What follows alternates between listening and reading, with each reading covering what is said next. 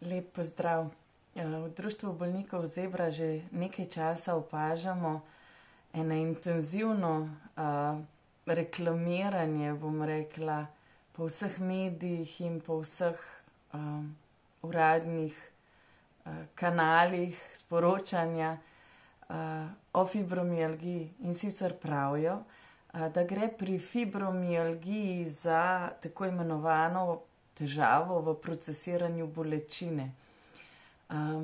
Menda naj bi se naši možgani odzivali na nekaj, česar ni več, kar ne obstaja, in da naj bi imeli tako imenovan nizek prag bolečine. Izkušnje našega društva so zelo drugačne. Potem, ko imamo opravka zelo veliko bolniki, smo opazili zelo nasprotne stvari.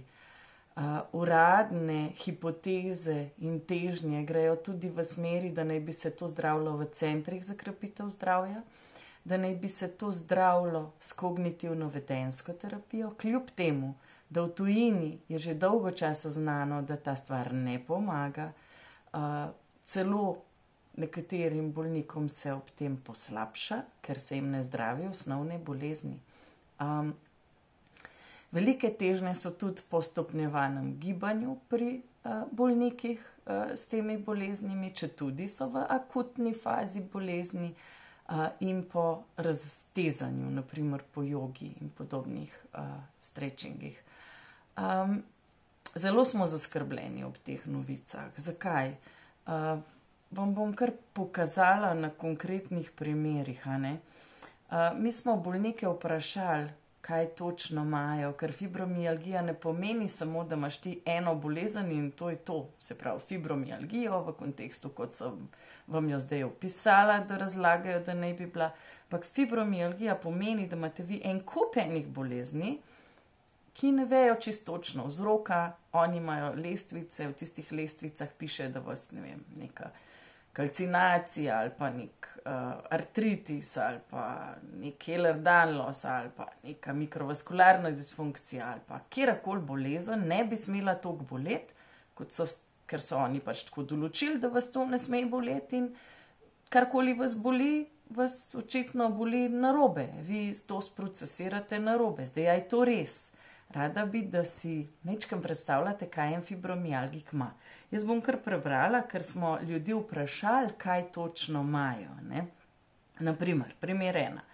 Gospa ima artrozo vseh sklepov, gastritis, avtoimuno vnetje, ščitnice, prezgodna mena, alergije, intolerance na gluten, laktozo, parodontozo, težave s spominom, zbranostjo, slabšanje vida, vsakodnevni glavoboli, vsakodnevna stalna vaginalna vnetja, hemoroidi, pekoča povrhnjica kože, slaba struktura mišic, kit, otekline na nespecifičnih delih sklepov, hermije, protuzije v vratu, ledvenem delu išias, izguba občutka v celotni desni strani telesa, sladkorna tipa 2. Ne vem, mogoče razmislite, a taka oseba res čuti nekaj, kar ne bi smela čutiti, ali čuti upravičeno. Bi center za krepitev zdravja pomagal, pa čustvena, vedenjska, kognitivna terapija ali ne. No, gremo naprej, da boste dobili neko predstavo. Gospa 2 ima dermatopolimiozitis, avtoimuno vnetje ščitnice, hipotiroza, sladkorna tipa 2, frontalna alopecija, alergije, urinska inkontinenca, pogosti cistitisi in neuroinfekti, inkontinenca blata, astma, antisintetazni sindrom, anksioznost, hernija, išias, ponavljajoči episkleritisi in potrjen gen za srčno popuščanje. A mislite, da gospa rab center za krepitev zdravja? Ali morda upravičeno čuti vse te bolečine in utrujenost, ali si to njeno telo narobe prevaja? No, gremo naprej. Gospa 3. Sistemski herpes simplex, endometrioza, Raynaudov fenomen, Dupuytrenova kontraktura, še prebrati ne znam, osteoporoza, zlomi vretenc, migrene, venski angiom, kalcinacija rame, natrgan meniskus, artritis, intolerance, avtoimuno vnetje ščitnice, hipermobilni sindrom, sindrom suhega očesa. Mislite, da si to gospa narobe njeno živčevje prevaja, te zlome vretenc pa ostale zadeve, da v bistvu jo ne bi smel boleti in da njeno živčevje narobe reagira, ji bo center za krepitev zdravja pomagal, ali bi rabila morda kakšnega bolj ustreznega specialista. Pa gremo naprej. Aritmija srca, revma, herpes zoster, astma, išias luskavica, rak na kosteh in tako naprej.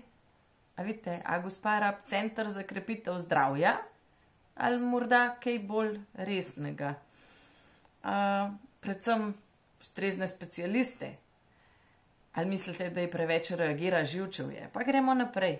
Celiakija, osteoporoza, gastritis, kronova bolezen, aseptična nekroza obeh kolen, migrene, išiast, kalcinacija ramen, kognitivne težave, avtoimuna artropatija, cervikalgija, poliatralgija, dermatitis rozaceja. Mislite, da bi gospe pomagala kognitivna vedenjska terapija? Ali mislite, da rab bolj ustrezno obravnava? Mislite, da živčevje narobe reagira? Mislite, da ima nizek prag bolečine? Jamra nič ne. Pa gremo naprej. Gospa, ne vem, koliko že številka, sarkoidoza, ankilozirajoči spondiloartritis, fibromialgija, bursitis, kalcinacija obeh kolkov, protuzije hrbtenice, kalcinacija desne rame, hondromalacija desnega kolena, tinnitus. Večkrat hospitalizirana. Zanima me, a mislite, da rab center za krepitev zdravja čuti narobe, kar ne bi smela več čutiti? Ne vem, ustvarite si sami. Pa gremo v naslednjo gospo. Herpesi vseh vrst, borelioza, pogosto vnetje trivejnega obraznega živčevja, težave z zobmi in vsemi kostmi od rojstva, glavoboli in migrene vseh vrst, skolioza, kifoza, išias spondiloza, operacija hrbtenice, alergija, sindrom razdražljivega črevesja, astma, poškodba pljuč, anksioznost, kalcinacija desne rame, nevrološke težave, vrtoglavice, hudi krči po vsem telesu, tudi v notranje organe, nevropatske bolečine v desnem stegnu in dimlah. A mislite, da gospa preveč burno reagira njen živčni sistem? Ali da so morda lestvice zdravnikov malo napačno postavljene? Ali da morda ne upoštevajo, da se ji bolezni nalagajo ena na drugo? Temu vsemu skupaj potem rečejo fibromialgija, ko človeku ne znajo pomagati. Jaz lahko takole še naštevam zdajle, kolikor čete dolg, zato ker seznam naših bolnikov je res dolg. Mene zelo skrbi, da teh bolnikov se ne jemlje dovolj resno, da stvari, kadar se ne poznajo dovolj dobro, da potem, kadar zdravstvo ne ve, kaj točno je, da rečejo, da naše telo narobe reagira. Moje osebno mnenje je, da naše telo vedno prav zaznava. Moje osebno mnenje je, da nikdar zdravstvo ni nekoga v akutni fazi obravnavalo, kot da mu nič ni, in mu govorilo, da mora iti migat. Če ima nekdo pljučnico ali pa raka, mu tega ne rečete, zato mislim, da za nas bi morali veljati isto. Zdi se mi moralno in etično sporno, kar se počne. In mislim, da ni prav, da se te stvari tako predstavljajo v javnosti, ker to bo slišal vaš šef, ali pa vaša mama, ne bojo vam verjeli in vi boste morali v stanju izredne izžetosti, utrujenosti, bolečin, totalne bolezni dokazovati, da ste res bolni, zato ker se v javnosti širijo hipoteze, nedokazane hipoteze, ki sicer veljajo kar zdaj za neko kao resnico, ne vem, sem pa zelo žalostna, da se to dogaja, ker se mi ne zdi prav. Zdi se mi to nemoralno, neetično. Odločite se pa sami, kaj vi o tem mislite.